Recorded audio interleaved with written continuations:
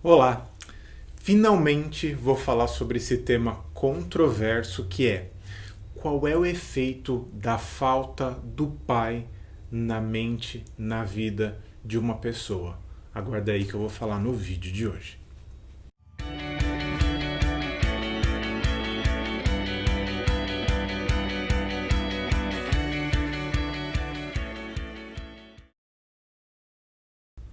O motivo pelo qual eu resistia a fazer esse vídeo é simples.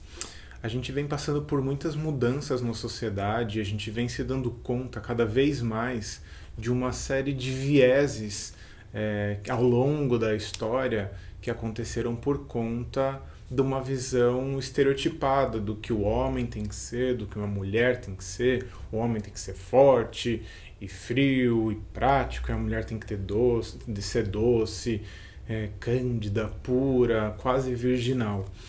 E isso, de uma certa maneira, influenciou ao longo da história a perspectiva do que se vê como o papel do pai e o papel da mãe. Esse é o motivo principal pelo qual resisti bastante a fazer esse vídeo, porque todos os materiais que existem a respeito da figura paterna e materna em psicologia, eles bem ou mal, eles foram contaminados também por essa perspectiva. Então eu vou ter que ser muito cuidadoso de falar sobre esse tema, porque a gente está vivendo uma fase de transição onde existe uma transformação da figura do homem e da mulher e, portanto, do papel paterno e materno. Então, eu vou falar muitas coisas que dizem respeito ainda a um arquétipo que vem de muito tempo e de como isso se relaciona com a mente individual e, ao mesmo tempo, levando sempre em consideração essas transformações que a gente vem vivendo, ok? Pensando nisso, veja o vídeo com essa perspectiva de que eu falo de muitas coisas que ainda existem, ainda estão carregadas no nosso imaginário, no nosso inconsciente. Pensando um pouco nisso, a gente sempre vai ter que considerar que a figura da mãe, ela, de modo geral, nos primeiros anos de vida da criança, ela acaba sendo sempre muito carregada e às vezes sobrecarregada. Uma por conta do vínculo biológico mais imediato e óbvio, a criança nasce da mãe, existe uma coisa primitiva, até em alguma medida animal ali também naquele vínculo, que também vai sendo construída ao longo do tempo.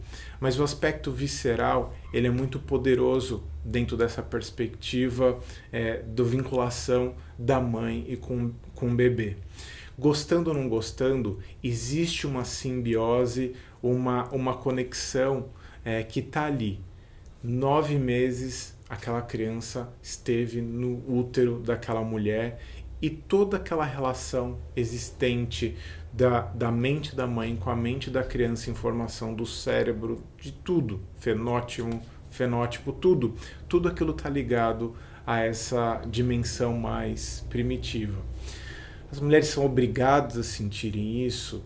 Eu não tenho essa resposta, né? É lógico que ninguém é obrigado a nada, mas de modo geral, mesmo aquelas mães que não estão conectadas, não estão ligadas àquele fenômeno, até rejeitam, de alguma maneira sentem o peso dessa carga biológica e dessa simbiose.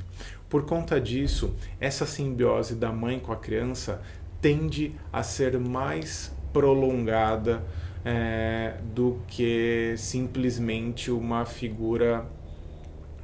E veja, é uma ligação biológica, mas também é uma ligação especialmente psicológica. Então, quando a gente pensa, por exemplo, na figura do pai, por mais que exista um teste de DNA, hoje em dia, né? Antigamente não existia teste de DNA para dizer que ele é o pai biológico. Em última instância, a mãe, que foi aquela que concebeu a criança, ou pelo menos aquela que tomou para si aquela criança, é ela que vai nomear essa figura do pai. Então, se esse é o pai biológico de fato, é um pai padrasto, é um pai emprestado, é um pai, sei lá de que tipo, é a mãe que vai nomear o pai.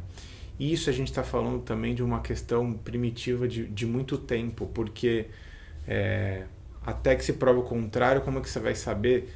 na cabeça, no imaginário das pessoas. Uma criança nasce na Idade Média. Quem é o pai? O pai é quem a mãe entende que é o pai, porque foi com quem teve relações, porque com quem supõe que tem o vínculo biológico, a linhagem, o sangue, pensando que antigamente isso daí era importante nesse sentido de linhagem, né? Então quem nomeia é a mãe que diz, é este homem que é o seu pai. Então a gente tem que pensar também que a figura do pai ela vai sendo composta aos poucos. Se a figura da mãe é também uma construção social, ou seja, para além do vínculo biológico, é essa mãe que vai suportando, sustentando, nomeando o psiquismo da criança. E de novo a gente está falando sobre crianças nascidas daquela mãe, porque uma barriga de aluguel, uma adoção, em alguma medida também é mais uma construção social e psicológica do que necessariamente um resquício biológico. Mas quando você tem um resquício biológico, isso ainda é mais imperativo no psiquismo, na construção do psiquismo daquela criança. A mãe vai nomeando as coisas, a criança ela vai, dentro daquele vínculo, daquela simbiose. Vários estudos, em especial estudos do psicólogo John Bowlby, eles foram notando como essa simbiose da mãe e da criança é importante para o psiquismo infantil. De como essa simbiose, essa conexão estreita, essa fusão vai fazendo com que a criança crie, de uma base de segurança, de presença, uma independência e uma autonomia. Existe um limiar entre o biológico e o psicológico é muito forte. Crianças que são afastadas da mãe biológica, elas acabam tendo algumas características, alguns sintomas que são curiosos. Então vale a pena estudar mais profundamente a teoria do apego do John Bowlby. Eu não vou me estender aqui porque senão a gente foge muito do assunto.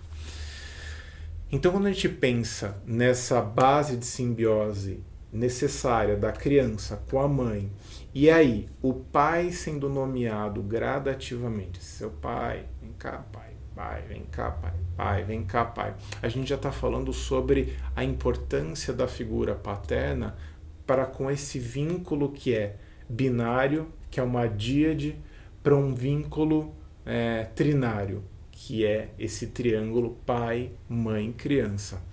Então, muito dessa carga do quanto o pai entra ou não entra, acaba estando muito conectada com a relação desse pai com essa mãe.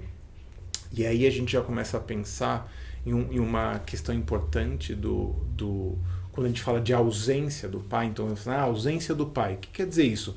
A ausência do pai pode ser por muitos motivos. Pode ser um pai ausente porque morreu, né? Então, vamos imaginar um pai que morreu. É completamente diferente de um pai ausente porque os pais estão separados. E aí a ausência é porque passa por uma negligência do pai, porque passa por um descaso eventual, por uma dificuldade logística, por N questões que a gente não vai entrar no detalhe, porque cada separação também é uma separação, elas não são universais.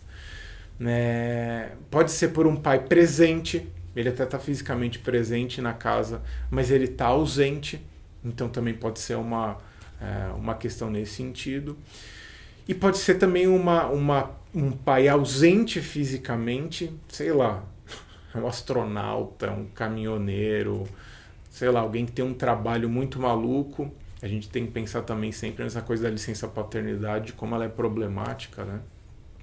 Especial no Brasil, de como isso acaba dificultando muito essa vinculação também do pai com a criança. Mas ele está fisicamente ausente, mas ele está emocionalmente muito presente, muito conectado com essa mãe, muito conectado com essa criança. Ele interage, manda áudio, manda sinal de fumaça, qualquer jeito ele se faz muito presente. Então a gente tem sempre que pensar no motivo pelo qual esse pai é ausente, e é ausente de que tipo, de que jeito de ausência. Por quê? Porque a ausência do pai, ela vai ser importante para a gente entender que pai essa mãe introjetou. Por que isso é importante? Porque vamos imaginar um pai que morreu. Então essa criança vai nascer órfã de um pai que faleceu. Sei lá por que motivo, doença, guerra, acidente, que raio que foi a morte do pai. Ou seja, a maneira com que essa mãe introjetou o pai, então, puxa, é um pai que é um marido que eu amava, um homem que eu admirava, ele morreu, que pena que ele não está aqui. Então toda vez que essa mãe for se referenciar ao pai, ela vai falar de uma maneira terna, afetiva, carinhosa. Seu pai gostaria de você estar usando essa roupa. Uma vez ele me disse que sonhava quando teria um filho, uma filha, de que ela fosse desse jeito. Então essa criança que vai nascendo psicologicamente, vai sendo nomeada por esse pai, a foto do papai, ao dia que você nasceu, olha o dia que ele descobriu, sei lá por que jeito essa mãe vai nomear, vai verbalizar esse pai, isso vai sendo uma construção na mente da criança a respeito de quem é meu pai, quais são minhas origens, qual é a minha conexão com a vida. Por outro lado, se existe muito ressentimento, se existe uma carga emocional problemática nessa relação, essa também vai ser uma maneira com que a criança vai absorvendo, porque a criança empresta a mente da mãe para criar as próprias concepções de mundo. E aí eu não estou falando de culpa, né? Porque imediatamente quando você ouve isso, então a culpa é da mãe. Não é que a culpa é da mãe, é que é inevitável que a construção da mente dessa criança, que se faz usando a mente da mãe como um aparato, como um suporte para essa criança formar a própria mente, os conteúdos que estão na mente da mãe vão ser os conteúdos que vão ser emprestados para essa criança ser conectada à vida, às coisas, à realidade. Então não tem como fugir. Vai sempre existir um adulto, um cuidador, e aí quando eu falo a mãe também pode ser a avó, pode ser qualquer outra figura cuidadora, né? Que esteja mais ali direto na lida.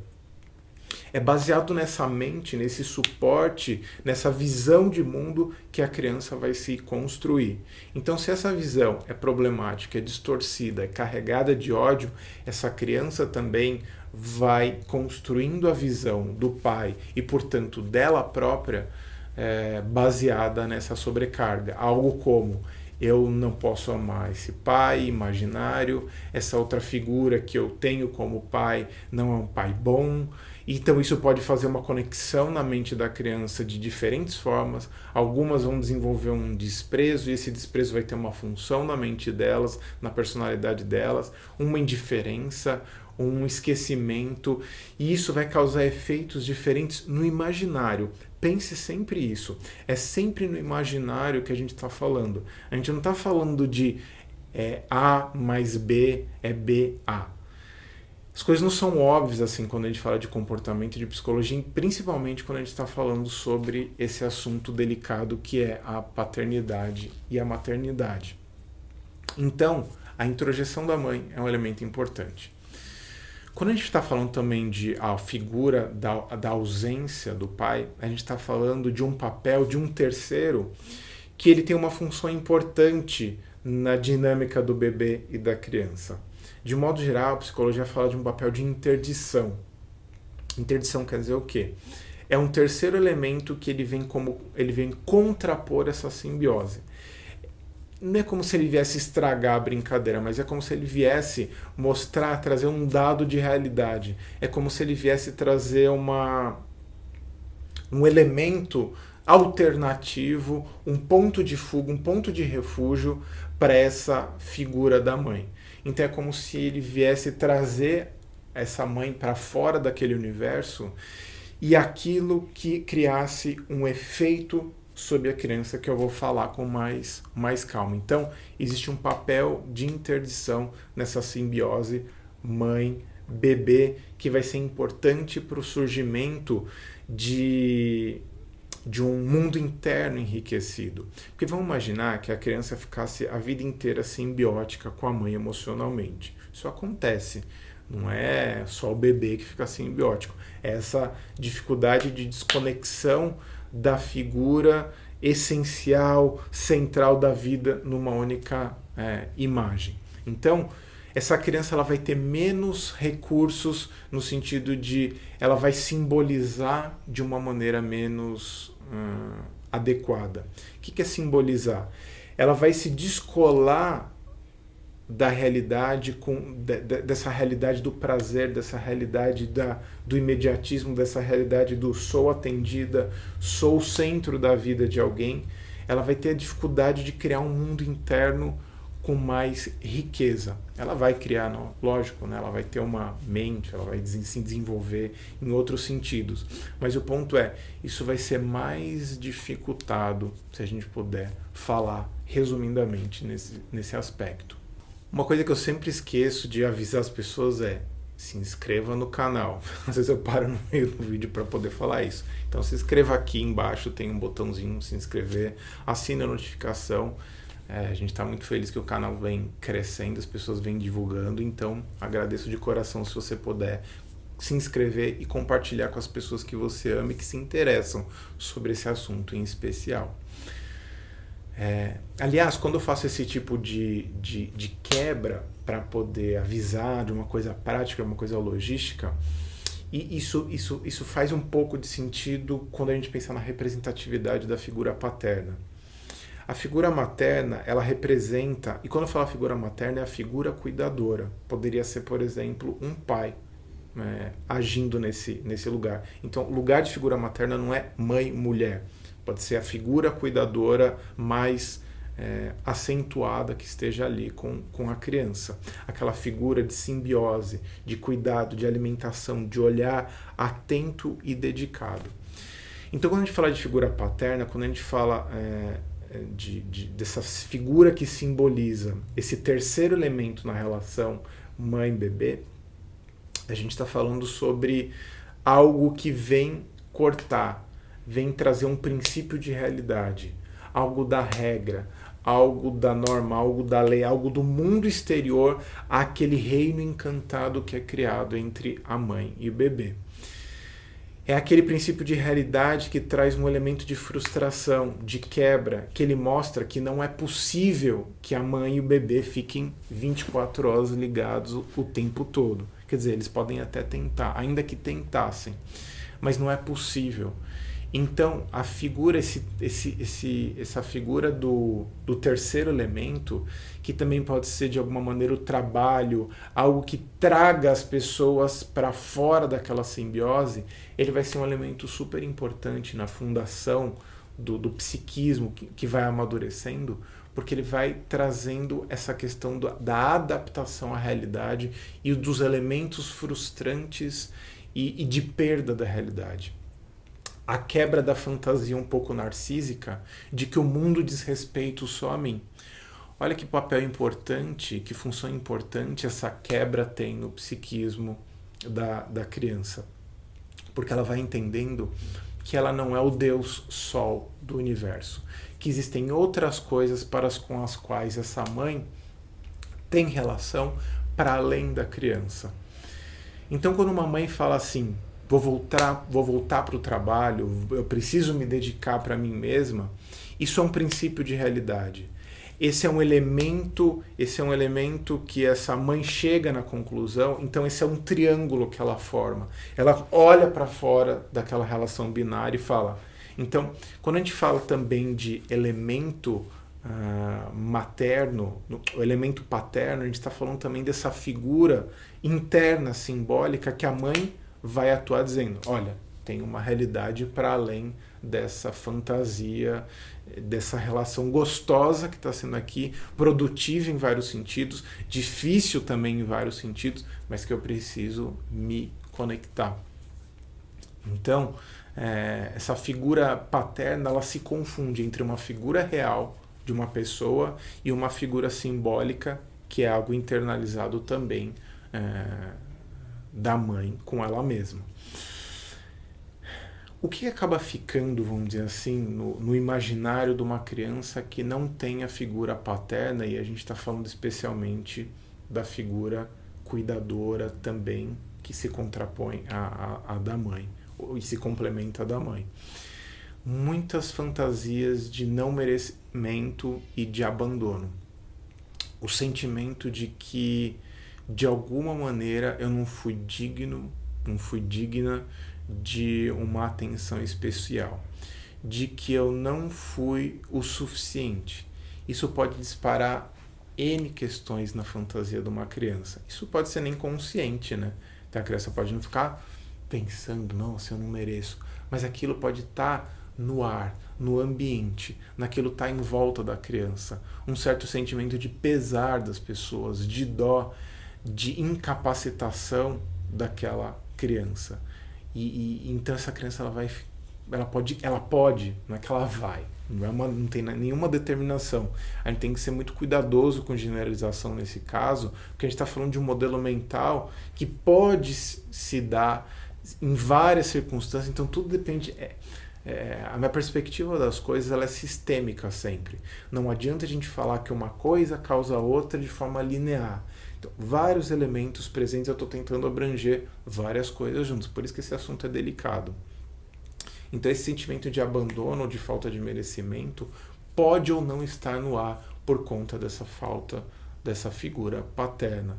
Do tipo, as crianças elas são boas observadoras, mas elas são más interpretadoras. Então elas veem a ausência de uma figura, elas comparam com os amiguinhos na escola e de repente elas falam, puxa, acho que eu não tenho tanto amor assim, porque ali parece que tem duas pessoas, aqui só tem uma. Ah, mas tem um vovô, tem a vovó, tem um titio, tem um padrasto. E aí ela pode fazer um arranjo. Ou pode ser que não. Pode ser que ela fique martelando naquilo. De, não mereço, não fui suficiente, meu pai não me quis, onde será que ele está? E aquilo pode gerar um sentimento de demérito. Pode gerar. Vai gerar? Não sabemos. Pode gerar. Quais seriam as diferenças, por exemplo, da falta da figura paterna pro menino? Se a relação simbiótica do menino com a mãe ela é construída em torno de uma relação, de uma díade, de um par amoroso, nesse sentido de prazer profundo, minha mãe é o meu prazer profundo. É aquilo que é a minha primeira relação de amor. E aí o Freud fala muito do complexo de Édipo, né? Que é a relação de enamoramento que a criança tem em relação à mãe. Então imagina que essa mãe, fonte de prazer, fonte de exclusividade emocional, ela é minha e é minha em absoluto. Parece que não existe ninguém para me tirar desse lugar. E às vezes algumas mulheres adotam essa posição, não são todas, adotam essa posição de meu filho é o meu parceiro, é minha vida, é o meu homem. E isso pode criar no menino uma percepção distorcida de que ele não teria uma vida afetiva ou sexualmente válida para além do universo da mãe. E às vezes são aqueles casos que a gente usa de um termo pejorativo, o filhinho da mamãe, pode ser em função dessa fusão com a mãe. E às vezes existem filhinhos da mamãe com o pai vivo ali, casado, sei lá, mas às vezes é aquela coisa, é o pai ausente, presente ausente. Então também isso pode acontecer. Ou sem força de entrar naquela dinâmica, seja porque não quer, porque não foi facilitado, por N motivos, de novo, que a gente não vai entrar nesse porém. E a falta do pai na figura da menina. De modo geral, ele não vai fazer um contraponto que também vai tirar essa menina daquele reino do imaginário, daquela fusão da mãe. Então, às vezes, a percepção de busca, a percepção de atividade, de proatividade, pode não ser construída na mente dessa criança. O ponto é que um terceiro elemento, ele sempre vai ser uma figura importante para tirar as crianças dessa simbiose e olhar para o mundo para além desse reino mítico da mãe e do bebê, que ao longo da vida vai se transformando às vezes numa coisa meio problemática. Na prática, então, o que pode acontecer para meninos ou meninas, qualquer pessoa, é uma dificuldade em criar vínculos por conta dessa relação meio hesitante que existe com a mãe. Essa relação de devoção e essa relação de ausência de contraponto e essa relação de eu não consigo, eu não posso sair daqui porque eu estou traindo minha mãe em algum nível. Isso acontece, por exemplo, na adolescência, quando muitas crianças já adolescentes já então começam a fazer perguntas e questionar, e elas começam a entrar inevitavelmente, o que é saudável, em crise com essa relação com essa mãe, com essa figura em alguma medida onipotente no imaginário dela, e ela vai começar a querer questionar e saber de outros caminhos, e aí pode surgir a figura do pai como eu quero saber quem é meu pai, eu quero me relacionar melhor com meu pai, eu quero saber quem é essa figura, porque as pessoas às vezes querem fechar a própria história, né? Essa sensação de ficar com um lugar meio, um buraco emocional, e esse buraco emocional pode fazer eu projetar qualquer coisa ali. Ah, meu pai era incrível, meu pai sim me amaria. Então eu vejo isso com crianças, seja de filhos biológicos ou de filhos adotivos, eles sempre imaginam que existe um outro reino onde aí sim os pais seriam incríveis. Então a criança biológica vai dizer, se eu conhecesse meu pai, se meu pai tivesse aqui, ou se eu tivesse outros pais, se fosse os pais do meu amiguinho, eu seria uma criança mais feliz. As crianças adotivas vão fazer isso com os pais biológicos. Se meus pais biológicos não tivessem me deixado, minha vida teria sido incrível. Na adolescência é muito comum os adolescentes quererem ter essa outra referência idealizada de pais, porque eles estão se dando conta que os pais deles não são perfeitos. Né? Meio óbvio, mas na adolescência acontece isso com todo mundo. E aí, quando existe a figura paterna não presente, muitas crianças, muitos adolescentes, eles vão idealizar o pai em detrimento da mãe.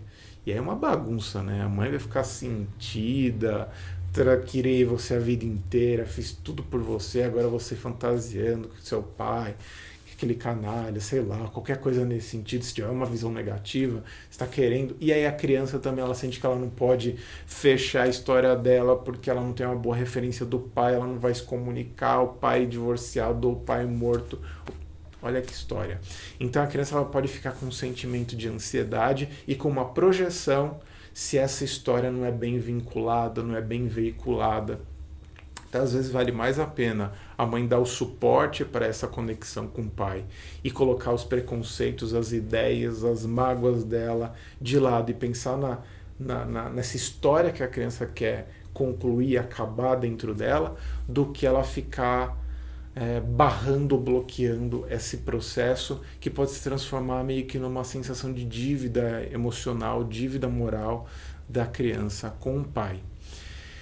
Existem tantos pormenores, existem tantas particularidades, existem tantas idiosincrasias em cada história que eu corri o risco fazendo esse vídeo de cometer muitas generalizações para tentar explicar um conceito que pode se divergir em cada história de vida com 1000 pequenas facetas. E você pode, de repente, ver esse vídeo, de repente você que não teve uma figura paterna, e fala assim, sim, isso explica toda a desgraça da minha vida. Também não é assim. Não chegue nessa conclusão simplista de que a ausência do pai foi a razão da desgraça da sua vida, porque a desgraça da vida de muitas pessoas tem 1000 variações. Com pai, com mãe, sem mãe, com N questões. Um mesmo evento pode disparar muitas causas, um mesmo efeito pode vir de muitas causas, uma mesma causa pode criar muitos efeitos. Então eu trouxe uma perspectiva geral do que foi possível perceber sobre esse assunto a partir de várias perspectivas, de várias abordagens da psicologia. Então muitas pessoas falam, mas que abordagem fala isso? Várias abordagens falam isso de diferentes formas. É uma ciência exata, precisa, fechada, que você fala, é isso? A gente também não consegue afirmar isso com toda certeza. Às vezes a gente gostaria de ter grandes resoluções e simplificações e dizer, isso é problema disso. Não é verdade também. Então são perspectivas que eu estou abrindo para você refletir, para você levantar questões se isso faz parte, se você se identifica com a sua história, mas isso não é uma resposta, nem uma conclusão definitiva para nada na vida, tá bom? Se você não entendeu, se você não gostou desse vídeo, comente aqui, debata, abra o assunto. É importante a gente abrir porque existem várias perspectivas, vários pontos de vista, e eu não estou dizendo que eu sou o rei da verdade. Então eu estou abrindo a conversa sobre esse assunto polêmico, ok? E se você gostou, dá like, compartilhe com as pessoas que você gosta, as pessoas que se interessam por esse assunto, que vão se beneficiar. Me siga nas redes sociais, no Facebook do Sobre a Vida, é o meu Fred Matos Sobre a Vida, e nas redes sociais no Instagram também estou lá, Fred Matos. E se você quiser saber um pouco mais sobre temas básicos de psicologia para curiosos, para leigos, você tem o amenteHumana.com.br. E muitos links também eu deixo aqui, às vezes de indicação de livro, na descrição do vídeo aqui no YouTube, tá bom? E outras dicas de vídeo que eu vou deixar aqui do lado. É isso, muito obrigado, beijo, abraço e tchau.